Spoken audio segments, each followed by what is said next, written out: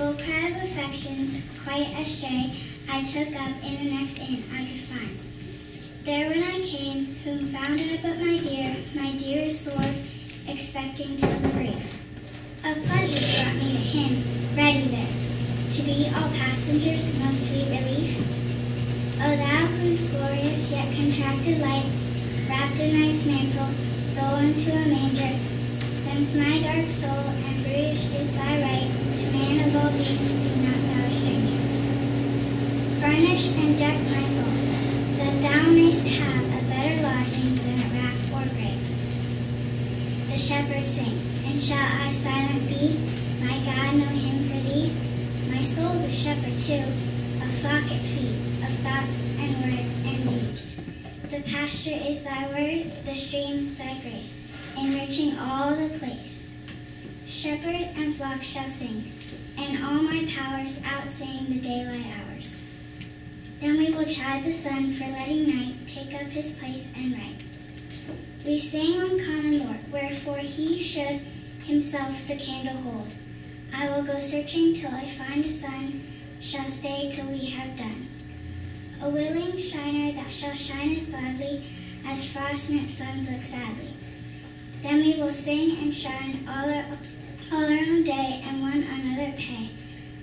His beams shall cheer my breast and bows so twine till even his beams sing and my music shine. Life is a Privilege by Ella Wheeler Wilcox. Life is a privilege, its youthful days shine with the radiance of continuous maze.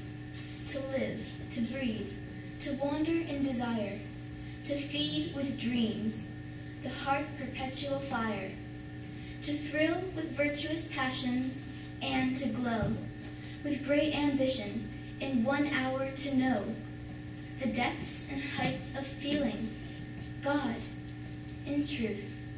How beautiful is youth. Life is a privilege, like some rare rose, the mysteries of the human mind unclose. What marvels lie in the earth and air and sea? What stores of knowledge await our opening key?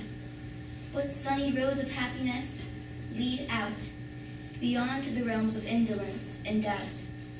And what large pleasures smile upon and bless the busy avenues of usefulness? Life is a privilege, thought the noontide fades, and shadows fall along the winding glades. Though joy blooms wither in the autumn air, yet the sweet scent of sympathy is there. Pale sorrow leads us closer to our kind, and in serious hours of life we find depth in the souls of men which led new worth and majesty to this brief span of earth. Life is a privilege. If some sad fate sends us alone to seek the exit gate, if men forsake us and shadows fall, still does the supreme privilege of all come in that reaching upward of the soul, to find the welcoming presence at the goal, and in the knowledge that our feet have trod paths that led from and must wind back to God. You are old, Father William, the young man said, and your hair has become very white, and yet you incessantly stand on your head. Do you think at your age it is right? In my youth, Father William replied to his son, I feared it might injure the brain, but now that I'm perfectly sure I have none, why, I do it again and again. You are old, said the youth, and your hair has become very white. And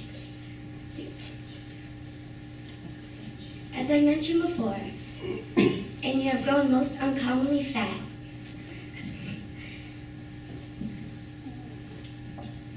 Oh, you took a back somersault in at the door. Pray, what is the reason of that? In my youth, said the sage, as he shook his gray locks, I've kept all my limbs very supple. By the use of this ointment, when chilling the box, allow me to sell you a couple. "You are old," said the youth, "and your jaws are too weak for anything tougher than suet. But you finished the goose with the beak and the bones. Pray, how did you manage to do it?" "In my youth," said his father,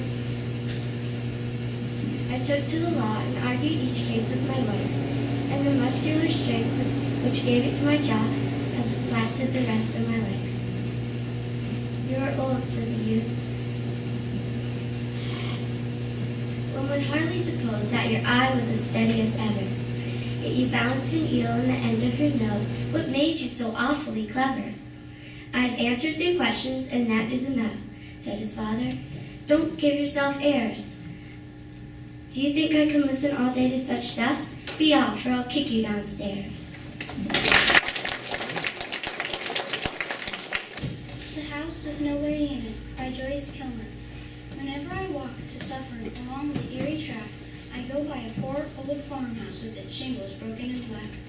I suppose I have passed it 100 times, but I always stop for a minute and look at the house, the tragic house, the house with nobody in it. I never have seen a haunted house, but I hear there are such things, that they hold the talk of spirits, their mirth and sorrowings. I know this house isn't haunted, and I wish it were. I do, for it wouldn't be so lonely if it had a ghost or 2. This house on the road to Suffern needs a dozen panes of glass. Somebody ought to weed the walk and take a scythe to the grass. It needs new paint and shingles, and the vines should be trimmed and tied, but what it needs the most of all is some people living inside. If I had a lot of money and all my debts were paid, I'd put a gang of women to work with brush and sawn spade. I'd buy that place and fix it up the way it used to be, and I'd find some people who wanted a home and give it to them free. Now, a new house standing empty, with staring window and door, looks idle, perhaps, and foolish, like a hat on its block in the store. But there's nothing mournful about it. It cannot be sad and longed, for the lack of something within it that it has never known. But a house that has done what a house should do, a house that has sheltered life, that has put its loving warm arms around a man and his wife, a house that has echoed a baby's laugh and held up his stumbling feet, is the saddest sight when it's left alone that ever your eyes could meet.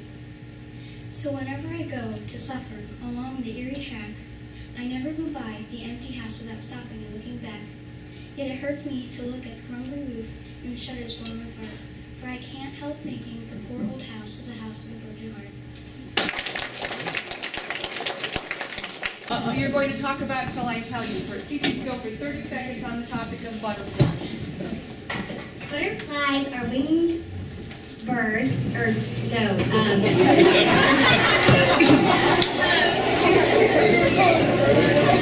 they are insects that fly and are many different colors, but they are maybe found in the Amazon and are purple and blue and all the colors in the rainbow.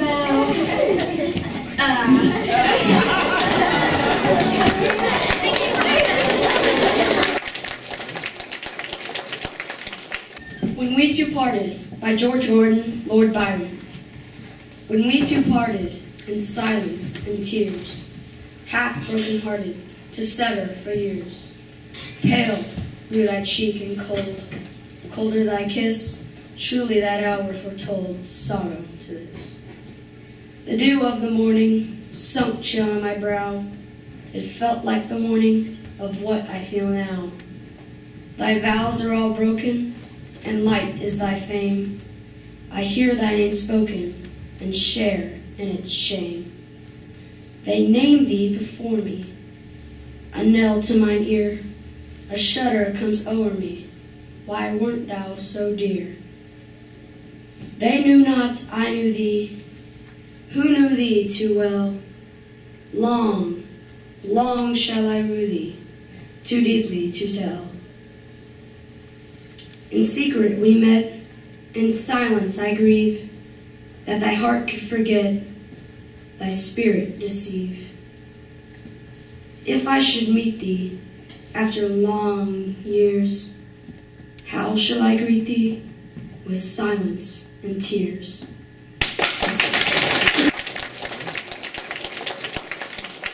The Duck and the Kangaroo by Edward Lear.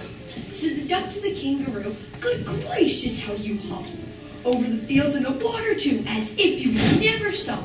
My life is aboard in this nasty pond, and I long to get out in the world beyond. I wish I could hop like you, said the duck to the kangaroo. Please give me a ride on your back, said the duck to the kangaroo. I'd sit quite still and say nothing but quack the whole of the long day through.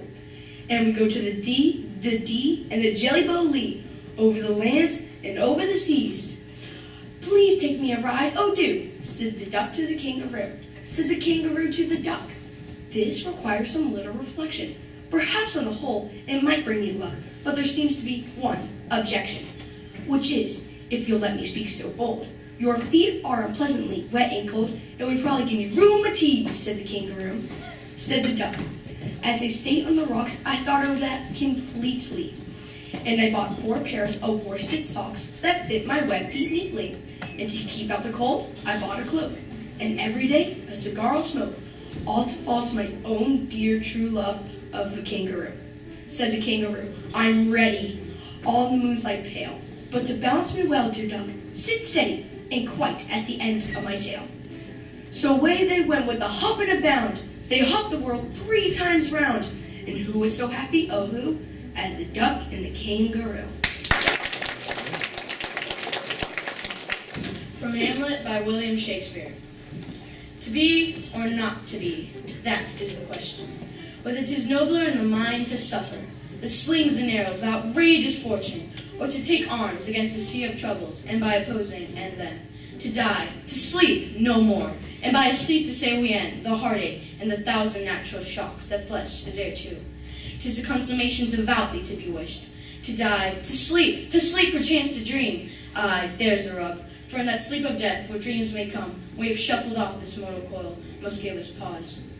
For who would bear the whips and scorns of time, the oppressor's wrong, the proud man's contumely, the pangs of despised love, the law's delay, the insolence of office, and the spurns that patient merit of unworthy takes? But when he himself might his quietus make with a bare bodkin, who would fardels bear? To grunt and sweat under a weary life, but that the dread of something after death, the undiscovered country, from whose bourne no traveler returns, puzzles the will, and makes us bear the ills we have, and to fly to the ones we know not of. And thus the conscience makes cowards of us all, and thus the native hue of resolution is sickly o'er with a pale cast of thought, and the enterprises of great pith and moment. With disregard, the currents turn awry and lose the name of action.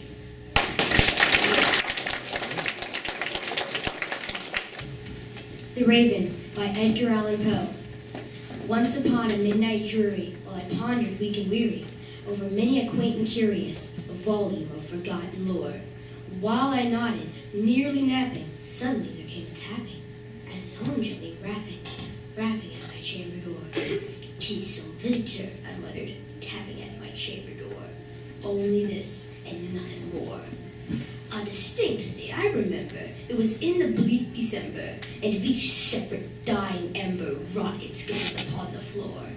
Eagerly I wished the morrow, vainly I had sought to borrow from my books surcease of sorrow for the lost Lenore, for the rare and radiant maiden for whom the angels named Lenore, nameless here forevermore.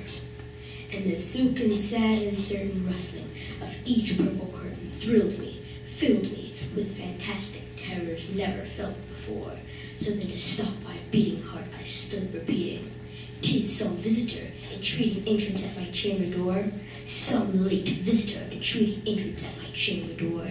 This it is, and nothing more." Presently my soul grew stronger, hesitating then no longer.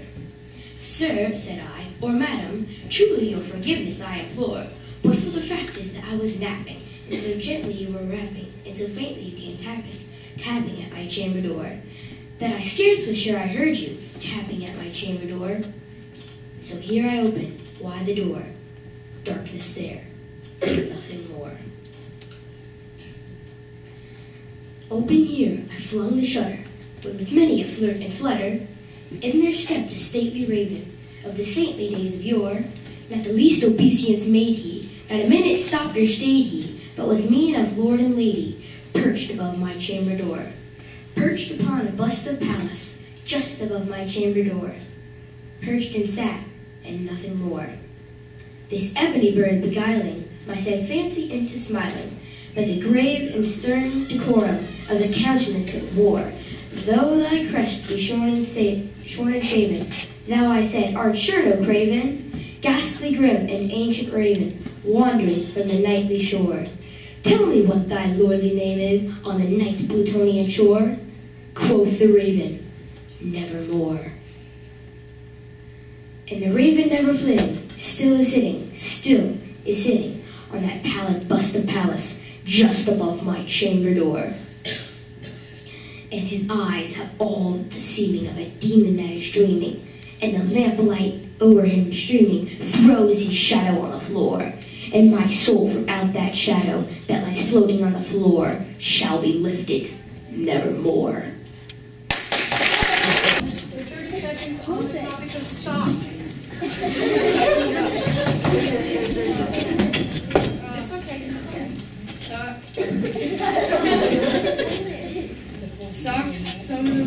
Socks can be all different colors. Socks smell.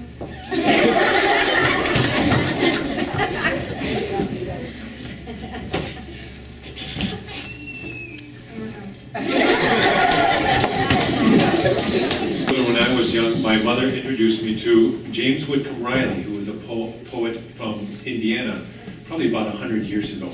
So he wrote with a wonderful country feel, with a lot of country words, and my mom's favorite was "When the Frost is on the Pumpkin." And I was thinking of that this morning because I knew that you had a poetry contest and that just last week we had some of our first frosts. But here's how it goes. I memorized it. She offered me 50 cents as a 7th or 8th grader if I could memorize it. And imagine, 50 cents! I spent like 15 hours to memorize it. And here's how it goes. But I don't have it all remembered still this many years later.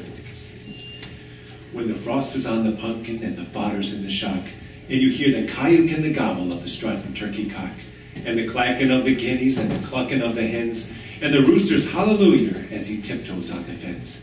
Oh, it's then the time a feller is a-feeling at his best, when the rising sun to greet him from a night of peaceful rest, as he leaves the house bareheaded and goes out to feed the stock, when the frost is on the pumpkin and the fodder's in the shock. There's something kind of hearty-like about the atmosphere, when the heat of summer's over and the cooling fall is here. Of course we miss the flowers and the blossoms on the trees, and the mumble of the hummingbirds and buzzing of the bees.